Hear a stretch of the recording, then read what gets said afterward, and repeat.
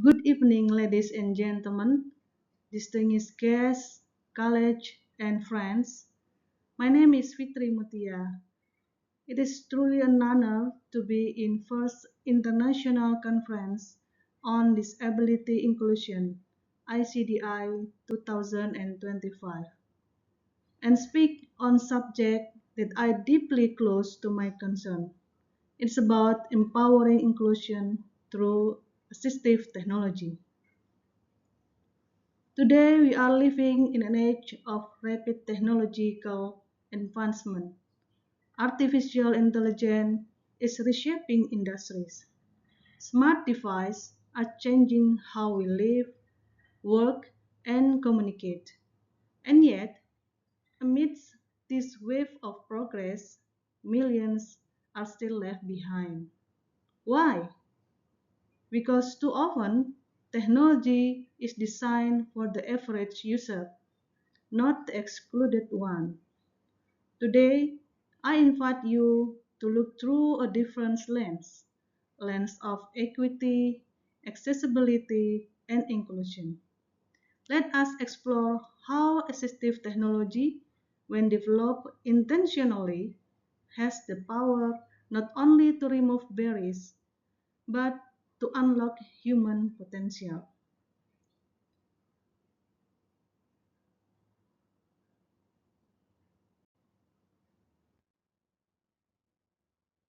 Inclusion is not a charity. That's why inclusion is a matter.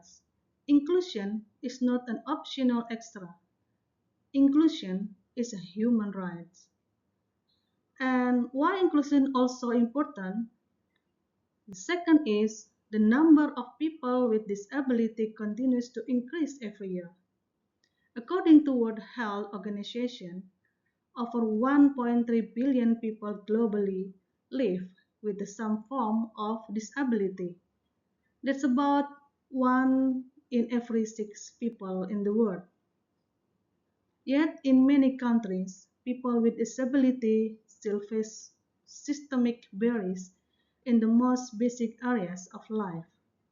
For example, in education, more than 90% of children with disability in low-income countries are out of school. And then in employment, globally, the labor force participation rate for people with disability is significantly lower than for non-disabled persons.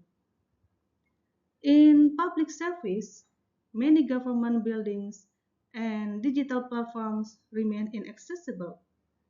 These barriers are not the result of impairment, but they are the result of exclusionary system.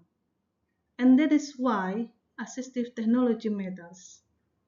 This is one of the most powerful enablers of inclusion we have today.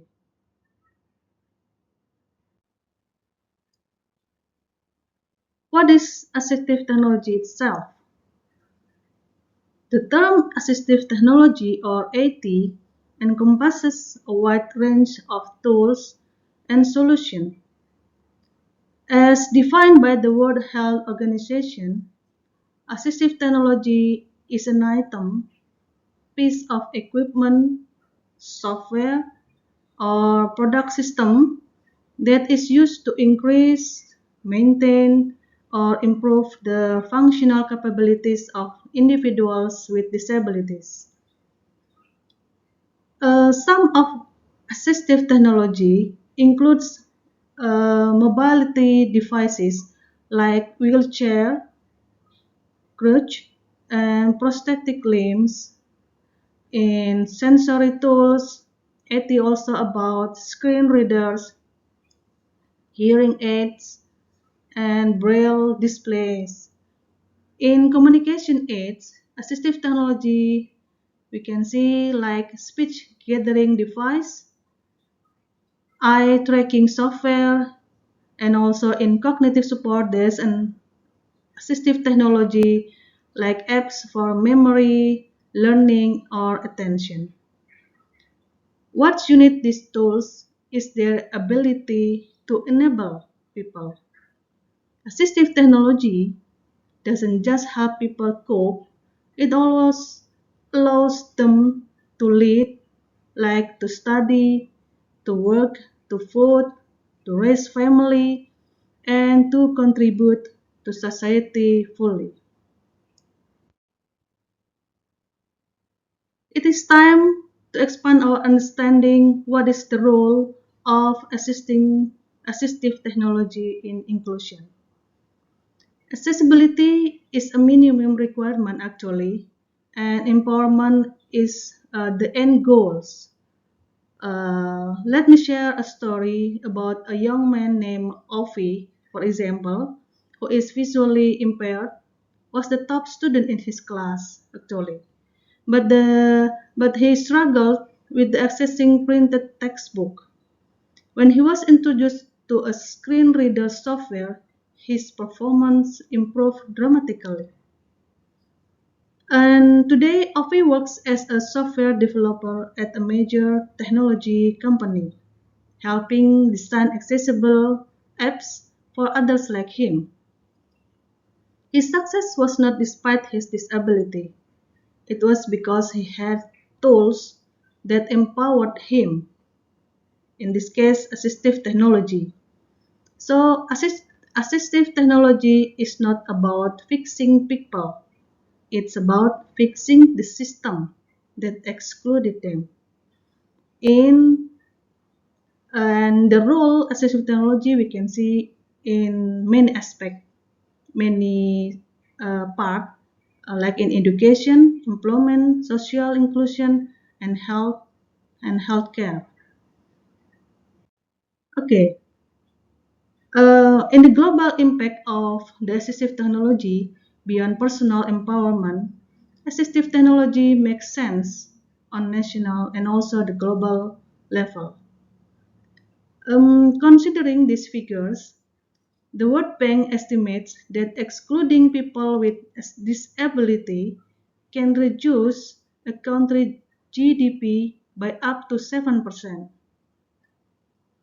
In contrast, the studies show that for every $1 invested in assistive technology, governments save up to $9 in reduced healthcare, education support, and welfare costs. So, inclusion is not only ethical, it is economically sound, and the demand is growing everywhere. The global assistive technology market was valued at 22 billion US dollar in 2020, and it's expected to reach 31 billion US dollar by 2027. But here is the concern: this market is growing fastest in the high income countries, while assistive while this access remains lower in the regions that needs in the most in some country.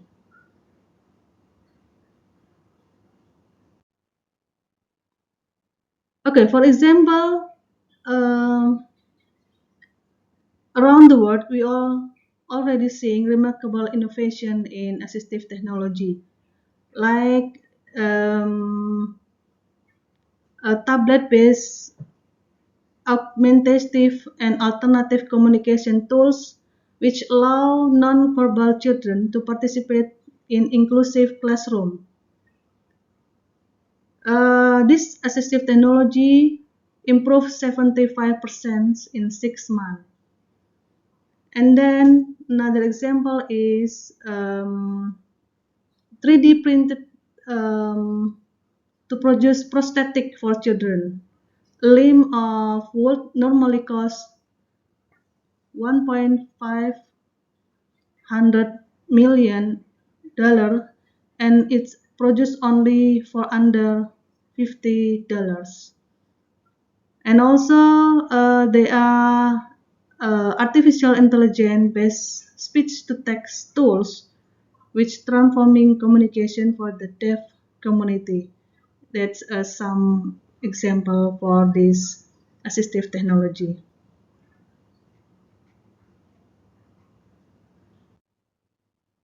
However, behind those achievements, there are actually big challenges in realizing assistive technology. And let's be clear about access to assistive technology is still a privilege, not a guarantee. The 2022 WHO UNICEF Global Report on Assistive Technology found that 90% of people who need assistive technology in low-income countries do not have access. Lack of trained personnel, such as occupational therapists or special educators, hinders effective use. And many rely on imported devices, which are often unaffordable, incompatible with local language, or difficult to repair. There are also lack of data on assistive technology uses, making it harder to allocate funding or measure impact. And then, most importantly, people with disability are often excluded from decision-making process. So, if we design without them, we will continue to miss the mark. That's some challenge and barriers in implementing assistive technology for disabled people. So, what we can do and where do we go from here? At least there are 5 strategies which can guide our work moving forward. The first is we have to settle our policy support where government must include assistive technology in all aspects, like in health, education, and employment policy. And then we have to consider about affordability because assistive technology must be low cost, should be low cost, locally made, and subsidized where needed. The third strategy is about sustainability. We have to concern where we need local ecosystem to repair, support, and give training for the people who use this assistive technology. Another strategy is about public-private partnership, where innovation must be inclusive across sectors. And then about the last but not least, the important strategy is participation from people with disabilities as co-creators, not just a recipient of this technology. We cannot leave the development of inclusive technology solely to market force. Equity must be engineered, not assumed. One powerful solution is regional collaboration. Um, in South Asia, for example, a coalition of university and disability organizations have begun joint research in low-cost, culturally relevant assistive technology solutions. They are developing like sign language recognition tools trained on local dialect, and they prepare for artificial intelligence tutors that support learning in multiple native languages. Why this is important? Because assistive technology must be contextual. A product built in like in Silicon Valley maybe not work in um, Asia, like in Sumatra. So we need a solution built with local knowledge, language, and realities. Um, Let me end this speech with this. Disability is not inability actually, but exclusion itself is disabling. Assistive technology is one of the clearest way where we can dismantle exclusion. Not tomorrow, but today. So I ask you as leaders, maybe policymakers, educators, or technology itself, let's prioritize inclusive recruitment in your institution. We can also support local innovation through funding and partnership. And don't forget to involve people with disability at every step. This is not a side project. This is nation building and the future building also. So the future of technology must be inclusive or it will not be just. The future development must be universal or it will not be sustainable. And the future of humanity must be accessible or it will not be shared. So, and now, by the International Conference on Disability Inclusion, I want to thank all of you who are already working in this space, who are fighting every day to make inclusion a reality. For those who just joining this movement, welcome, and there is much work to do. Let us ensure that is in our classroom, our workplace, our government, and our technology, no one left behind. Thank you, and I look forward to change that we will create together. Have a nice day.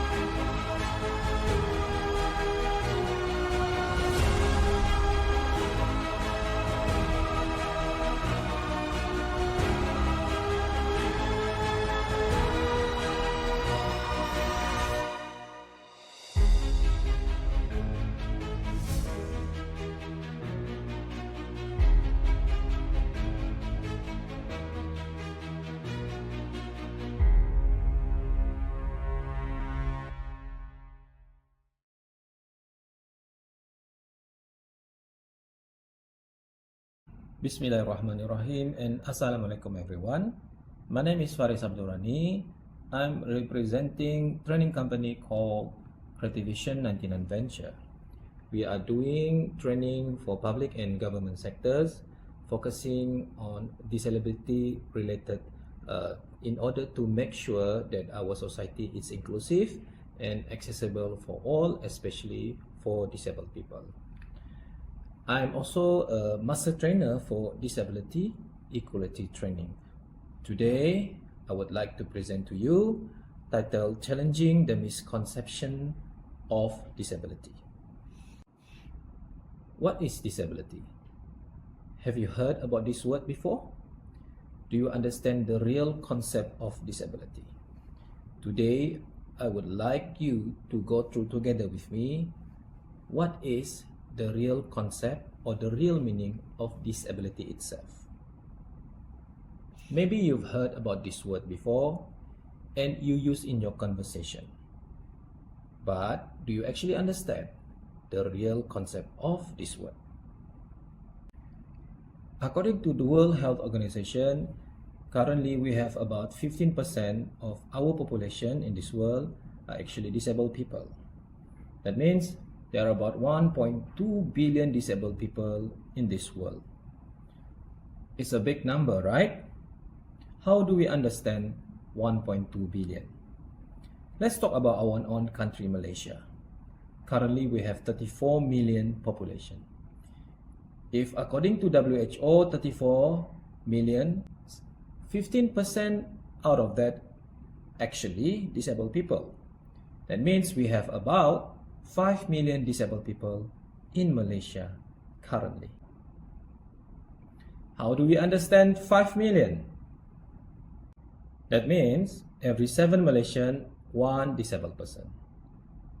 That means according to WHO, every time you go out, every time you see 7 Malaysian, you should also see 1 disabled people among them. For instance, you go to a restaurant to have a meal. So every time you see 7 person, you should also see 1 disabled people among them having meal too. So that means you cannot miss them. You should be seeing 1. For instance, again, if you go to shopping mall, there are thousands of people doing shopping in shopping mall. So according to WHO, every time you see 7 person doing shopping, you should also see 1 disabled people among them. That means you cannot miss them. You will be saying 1. You go to second floor, another 1 disabled person. But I want to ask you honest question. Do you actually see like that? Usually people will say no. They do see, but not every 7, right? So I have another question. Why can't we see them? Where are they? And most of the time people will say they're at home. Even if they try to go out, they will be forced to go back home. Why? Because too many barriers. Those barriers we call socially constructed barriers. Why is it named like that? Because the barriers actually constructed by society. Most of the barriers constructed by society without intention. There are too many barriers that I can talk about, but not today. Today, I will introduce you the top 5 or the most critical one. Number 1, prejudice. What does it mean by prejudice? Prejudice means you judge a person before you know that person. So people like disabled people who cannot walk, do not have hands, don't have legs, cannot see, cannot hear. People judge them before knowing them. There's a lot of people like disabled people like this. They have difficulties to get a job.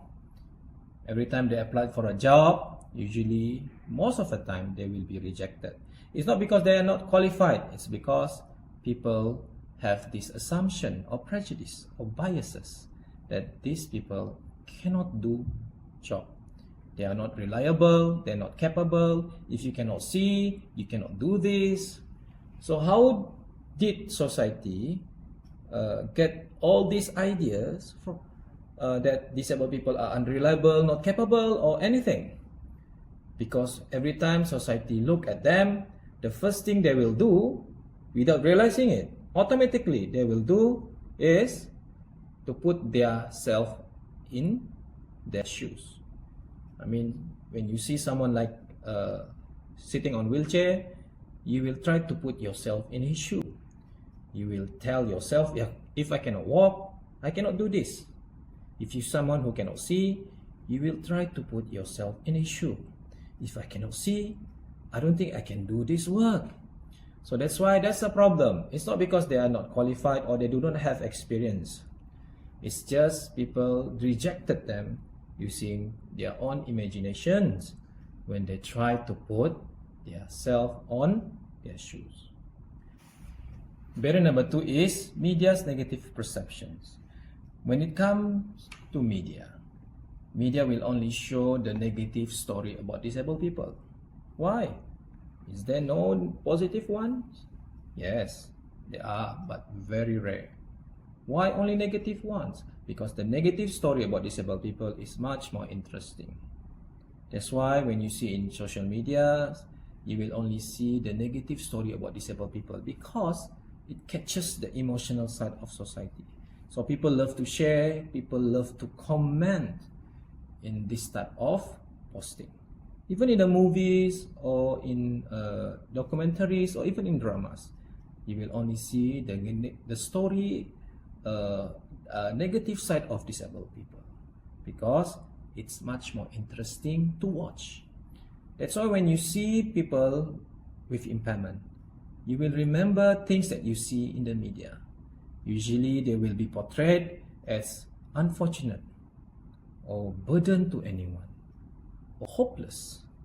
But in the real world, it's not. But this is what we have been fed by media because it sells more compared to the positive story of disabled people. Barrier number 3 is built environment barriers. Public schools, public universities, public buildings like shopping malls, public transportation, public facilities where you go for social gathering. Those actually meant or designed for public to use. But do you actually consider disabled people as public too? When I ask this question, a lot of people will say yes, they are all public too. If you still consider disabled people as public, why until today a lot of them are being rejected when they applied for public school? Why a lot of them when they applied for public universities, university will reject them? Why a lot of shopping malls, society or public can go, but disabled people can go? If you consider them as public, why a lot of them cannot use public facilities? Because when they built these public facilities that I mentioned just now, they only built for public who can walk, who can see, who can hear, or who can speak. They have forgotten there's another group of public who cannot walk, who cannot see, who cannot hear, who cannot speak. So that means we are, as disabled person, considered as public. But when it comes to public facilities, we are being forgotten. Barrier number 4 is policies and regulations. They're designed to protect society. But the same policy and regulation actually did not protect disabled people. I give you a simple example. If you open a bank, you need to follow the SOP. Fill up the forms, agree with the terms and conditions, and lastly, to give your signature. If you can do all those steps, bank officer will allow you to open the bank account. If you fail even one step, the bank officer will say, I'm sorry miss, I'm sorry sir, I cannot allow you to open this bank account if you cannot do this step, because this is the policy, this is the law. So I want to ask you, if you are blind, most of blind people, they are not able to open a bank account because they cannot see and they cannot sign. Yes, there are banks who allow them to use thumbprint instead of sign. But is that enough? Can you imagine someone who is born without hands? They don't have thumbprints, right?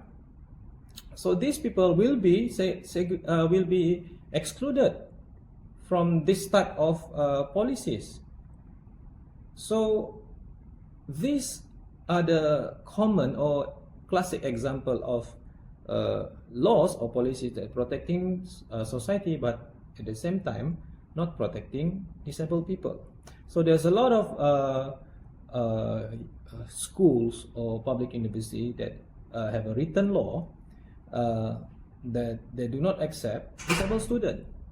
There are a lot of companies who have their own law or written law saying they do not accept disabled staff. So this is the barrier number 4. Barrier number 5 is cultural belief, where we have belief or culture that assume or look at disabled people as someone who brings bad luck. So whoever believes or whoever has this type of culture, the first thing they'll do when they see disabled people, they will avoid them. They will not be near them because they are scared of the bad luck or and all the superstitious. Okay, there are people who believe being disabled is because you have done sins that God punish you. So there are people who believe if you have a disabled child, that means the parents has done something bad or sinful. So this type of parents, even though they have not done anything bad before, if they have disabled child, they will hide the child because why? They're scared that people will judge them. So this actually barrier number 5 that exists in our society. So these are the social barriers that face disabled people every day. That's why you cannot see the 1 out of 7 that reported by World Health Organization. If you look at this slide, there is a lady sitting on a wheelchair. She is paralyzed. That's why she sits on the wheelchair. But if even she is paralyzed, but she still can use both hands. She can still see. She can still speak. She can still hear, and she doesn't have problem with her learning capabilities, or she doesn't have any mental impairment. Only sitting on wheelchair. So if I ask you this question, what is the disability? What will your answer be? Usually people will say the disability is she cannot walk, right? But what if I show you another picture? The second picture is the same person, this lady, okay? But now she is in front of the shop. She tried to get into the shop but failed because there is a stair in front of the shop. And also the shop did not provide with ramp. So now she is stuck outside the shop. If I ask you the same question for this second picture, what is the disability you see? Will your answer be the same? Or, I have one more important question. Where is the disability? If I ask you where is the location of the disability, where would you point the location is? Would you point the location of disability on her legs, or her wheelchair, or her body, or the stairs, or the shop, or the situation surrounding her? If you say the disability is on her leg, so what is the solution? Is to make her walk again, right? That's the solution. But if you say the disability is on the stairs, so what is the solution? So the solution will be building the ramp. So when you see here, two question what and where, people often look at the question what. People always focus on the what. So when you see the disability on her leg, a leg, you will try to fix her. But when you see the disability on the stairs or the surrounding, you don't have to fix her. You just fix the stairs or the surrounding. That's why this slide actually is to design for you to understand or to discover that we have been confused with the meaning of disability all this while. So in order to understand disability, I will show you how. Let's learn the real meaning of disability. If you see in the slide, you see the word impairment.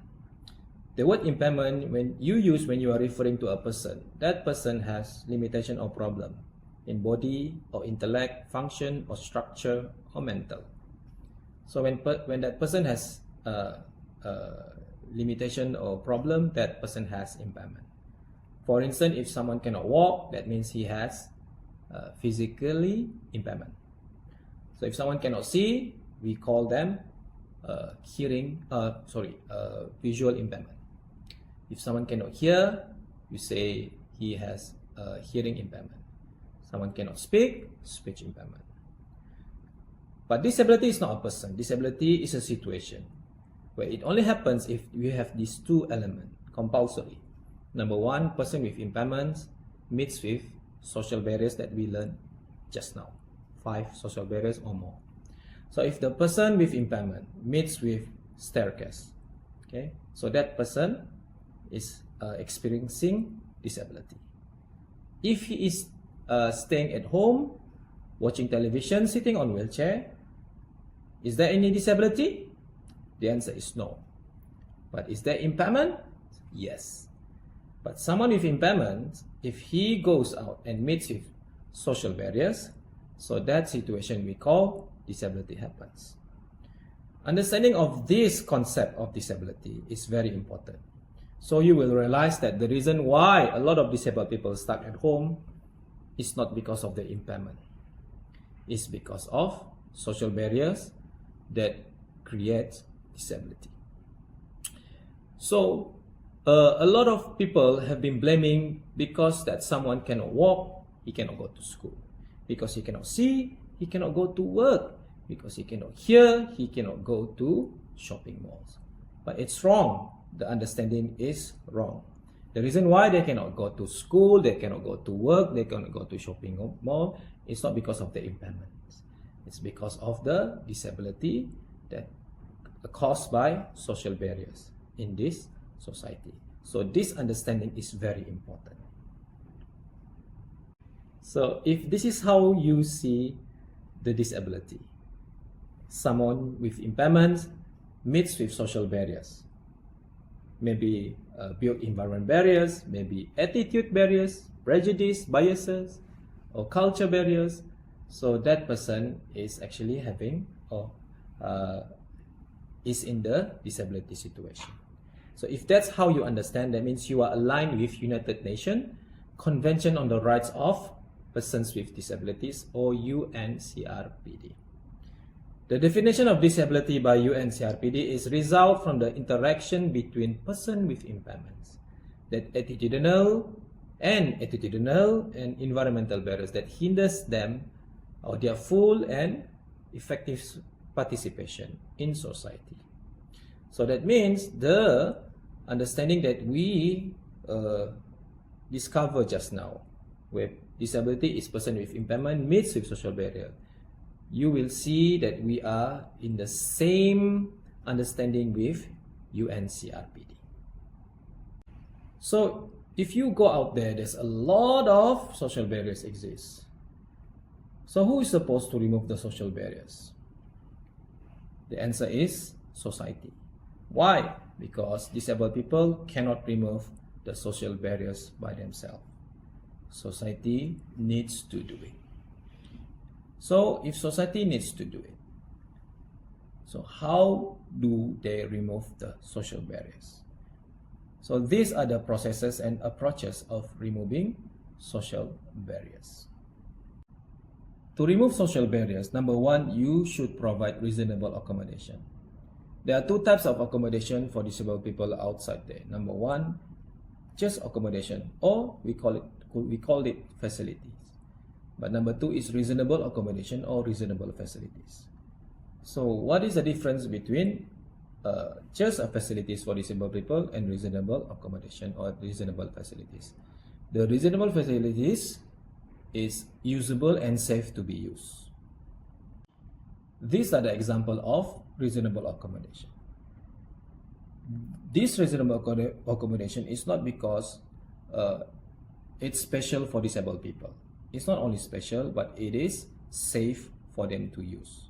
So if you provide reasonable accommodation, you will provide safe facilities for them. It's just not only there just for society to see that these facilities exist. So when you provide facilities, it has to be reasonable. Then it is safe for them to use. When you go out there are a lot of facilities that it's not safe for disabled people to use. That's why we must provide reasonable accommodation. Number 2, to remove barriers, you must listen to the users of the facilities. So a lot of facilities outside there are being built, but without asking the users first. So if you keep building or providing facilities without asking the users, you might make a mistake. Mistakes like what? Mistakes like this. These are the common mistakes or classical example of providing reasonable accommodation or providing facilities without asking the users first. These are the ramps that actually too steep or too long for disabled people to use. If you see in the second slide, it's a ramp where they put trees in the middle of the ramp. This is also another classic example of those society building the ramp without asking the user. You can see the 2 car parks here actually built without asking the users. The users are supposed to be able to use this car park without any problem. But because of this, they did not ask the user, so this is the result of disabled car parks. If you see the tactiles here, it's built without asking the blind people. So when you build something without asking the blind people, this is the result. I just showed you example of facilities that built by for disabled people by society without asking them. So these are the approaches or processes that you can do in order to help disabled people so they can participate in the society. So I can conclude this presentation. So I hope it will help you to understand the concept of disability in challenging the misconception of disability in our society. So thank you so much. Assalamualaikum warahmatullahi wabarakatuh.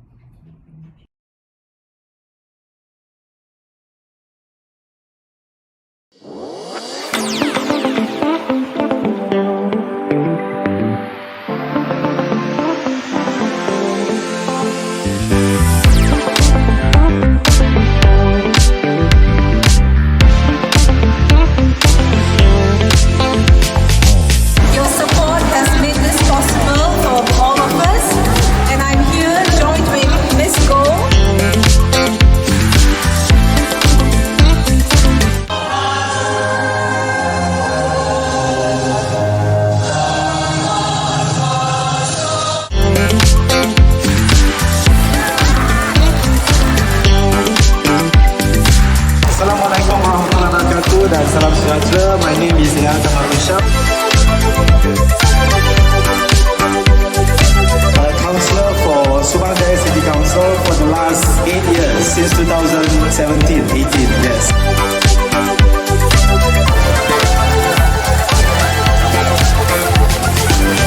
And look at how tall they are now. They are young adults, and they're still here. And the great thing about all this